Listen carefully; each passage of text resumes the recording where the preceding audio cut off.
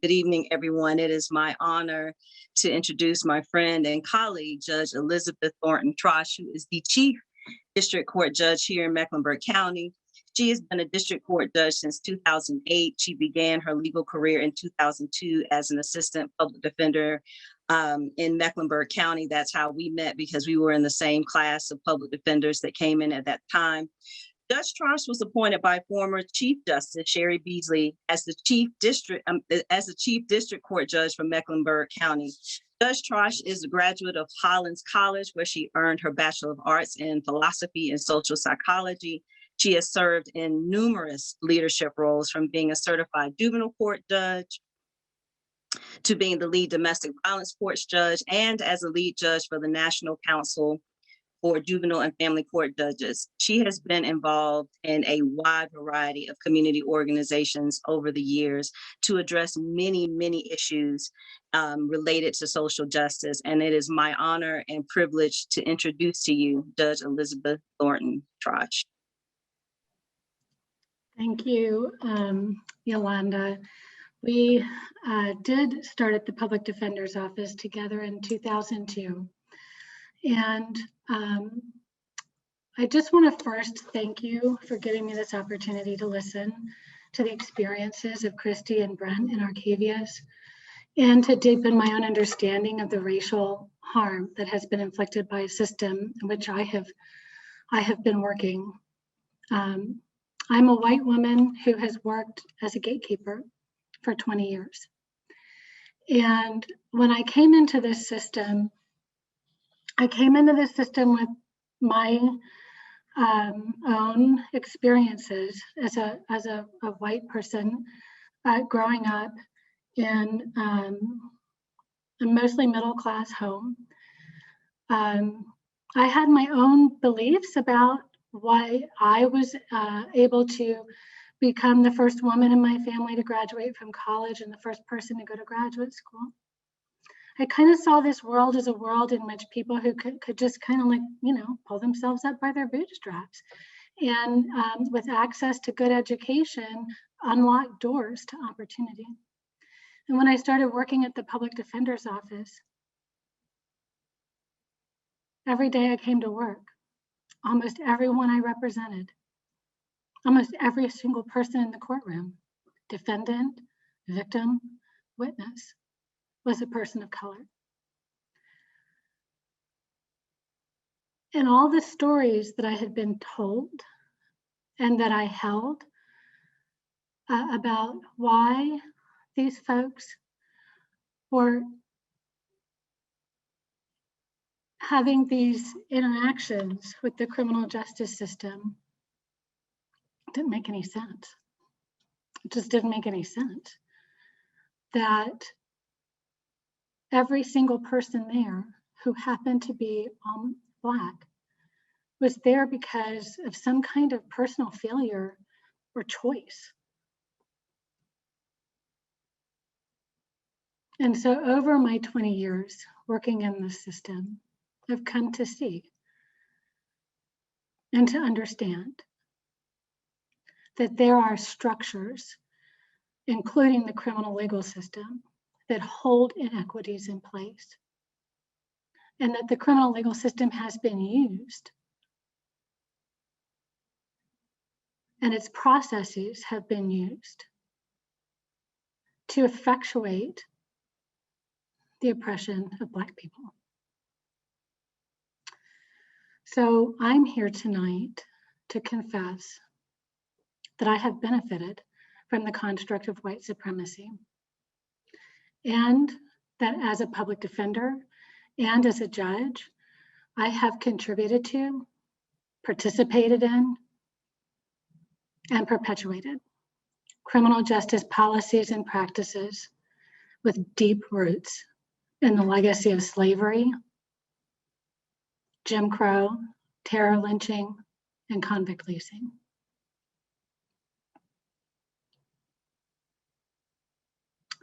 When Yolanda asked me to talk about what I have seen as a judge and a public defender, I think a natural inclination, especially for a white person, would be to focus on others. You know, what I've seen the police do, maybe prosecutors or other judges or lawyers. But I felt that I should talk about things that I now see that I have done.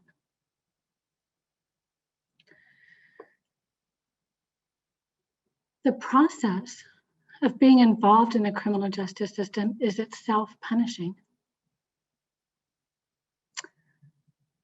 The whole system is about compliance.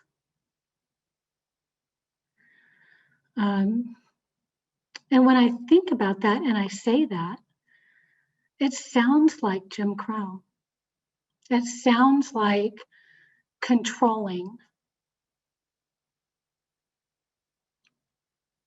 the behavior of Black people.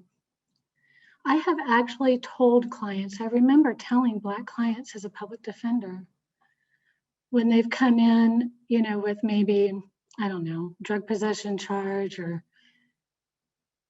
and then that escalated to a resist or an assault on a government official charge. I remember telling clients, don't resist, don't challenge police officers on the street. We'll handle it in court. Let me do that, right? Let me challenge the reasonable suspicion or the probable cause. And I did that without realizing the costs, the real costs to my Black clients of acquiescing to the unrestrained police discretion on the street, without recognizing that just the arrest itself causes harm. Separation from family, employment, housing, the cost of pretrial detention and bail, just having a criminal record. Even if you do win the suppression motion down the road, so much has already been lost. And most importantly, the erosion of dignity and the value of your life, like what Brent described in his own encounter with police. And I didn't even understand the position of power that I held as a white woman in saying, just comply.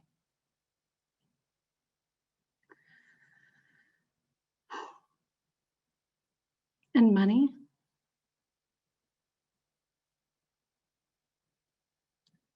Money in the modern day criminal justice system is convict leasing, pure and simple. The vast majority of people who come into the contact with the criminal justice system are poor and Black. Now, poverty has been racialized intentionally. Crime has been racialized intentionally. And then once you get entangled with the system, you have to pay to get your pretrial freedom.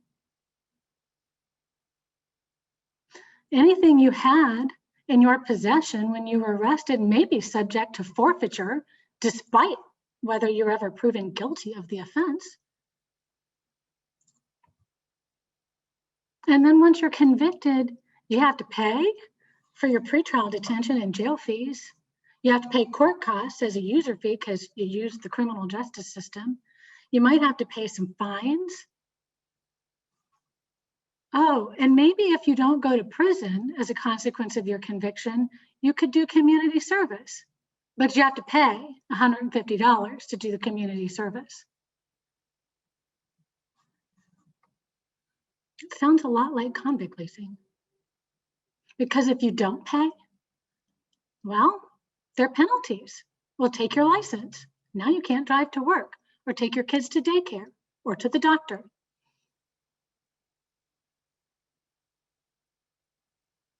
Maybe we'll even put you in jail because you didn't pay. And I have participated in that.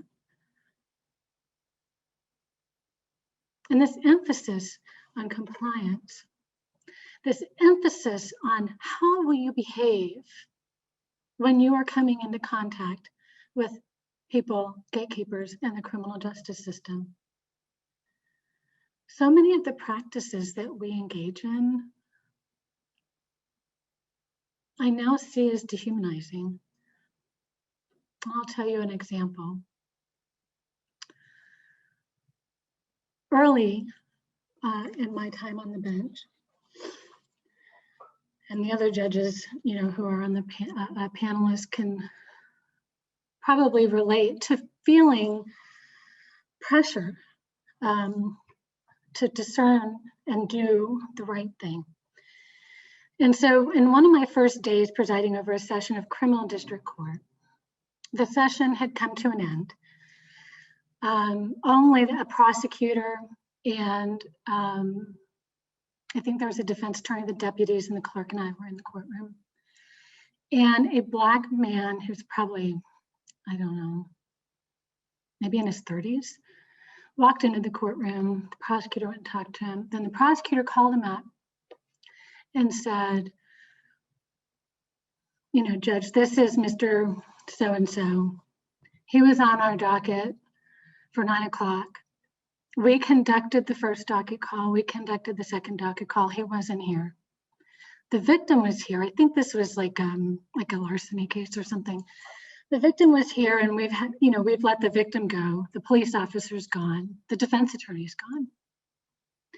And this is the second time he's been late for court, and it's the second time that all these people have been released. And I guess I just kind of felt like this prosecutor really wanted me to let this guy have it, right? Like, let him know, like, you can't be late. And so I completely dressed this guy down.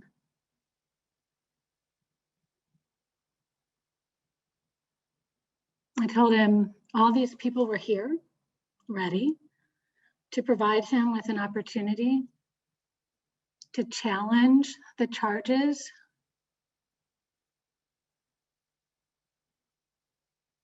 and that we couldn't do it, if he was just going to not take it seriously and not get to court. And that maybe the only choice I had to make sure that he could, be bothered to show up for court. I think I said something like that. As if, maybe I just went ahead and jailed him and revoked his bond. I didn't even ask. Why? I didn't think, well, what would the consequences be if he were incarcerated today? What does it cost him, his family?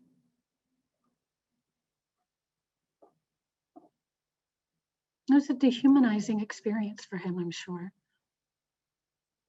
And those kinds of things, that just complete disregard, lack of consideration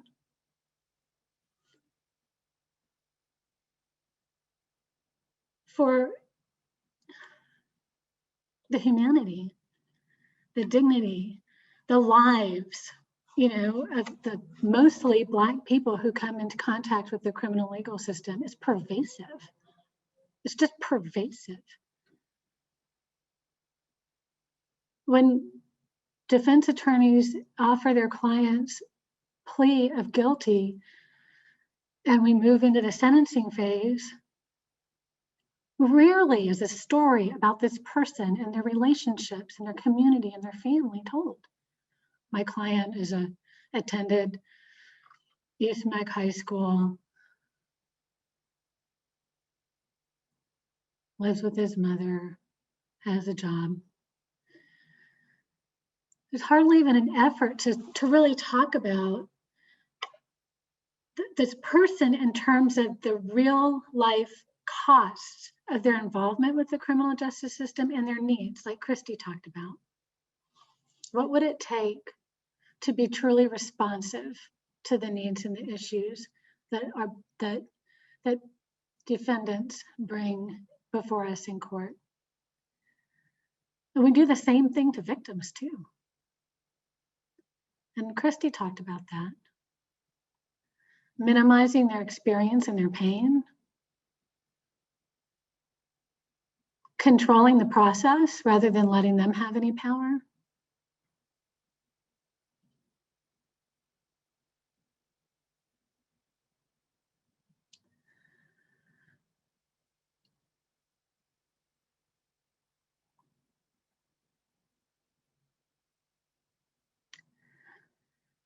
It's a painful reality when you can see it, all of the ways, big and small, that race determines the experience and the outcomes that people will have in our criminal legal system. Thank you so much for that, Judge Trosch. That was incredibly, incredibly powerful. And thank you for your courage. And so I have a couple of quick questions for you.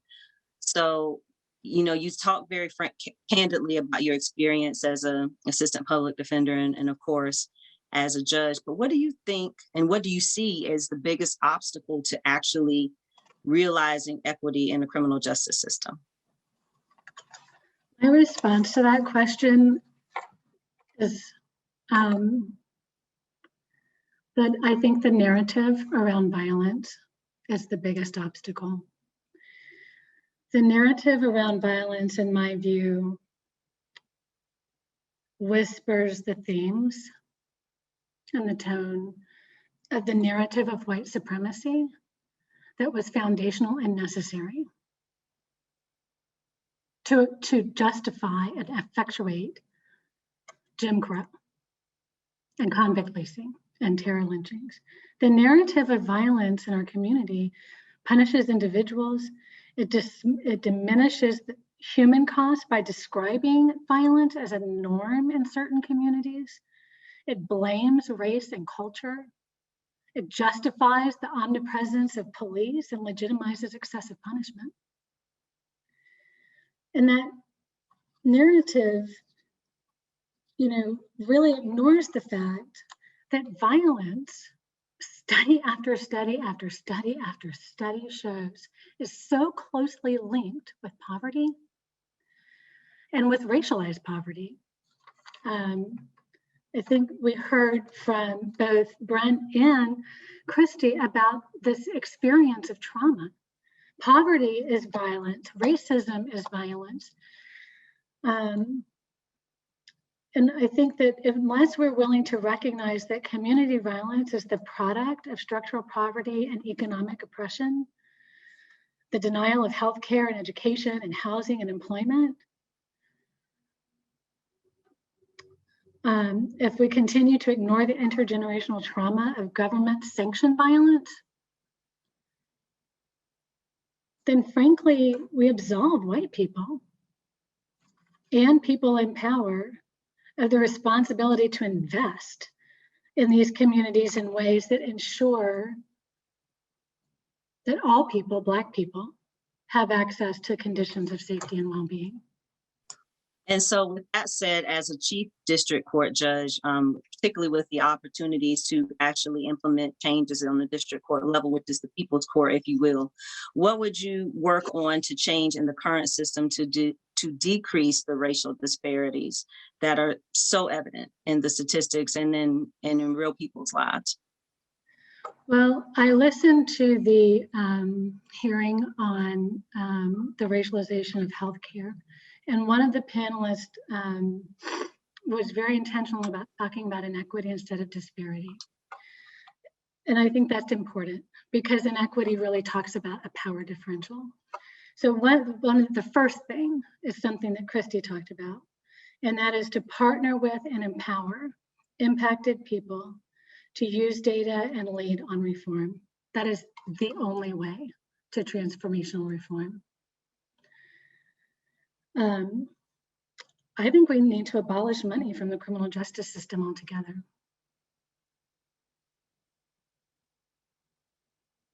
Get rid of bail. There's no evidence bail does anything productive anyway. There's not any evidence that bail improves public safety or court appearances. There are other practices that are more effective. And you shouldn't have to buy your way to pretrial freedom in a country that says we presume you're innocent until proven guilty.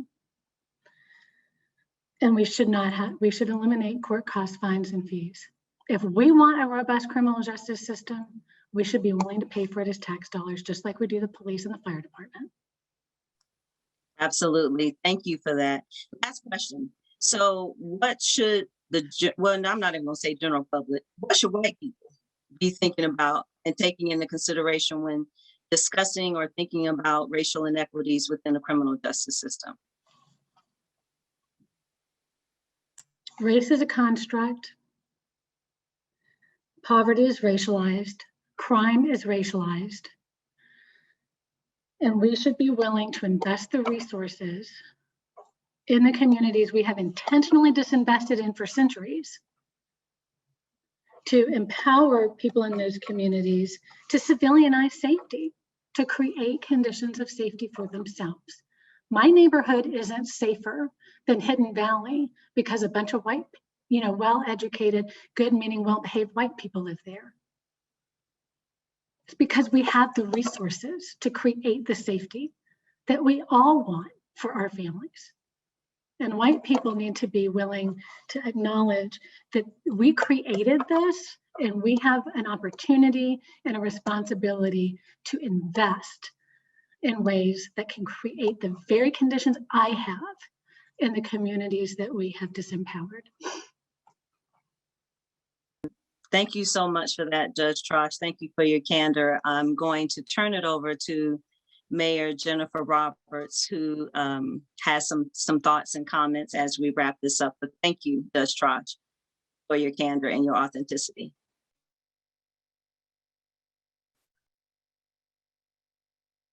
Wow. I'm supposed to affirm and also summarize. And I am just reading the chat. I think our audience is doing a better job than I would. You have indicted the system. Somebody said that. You have indicted the system.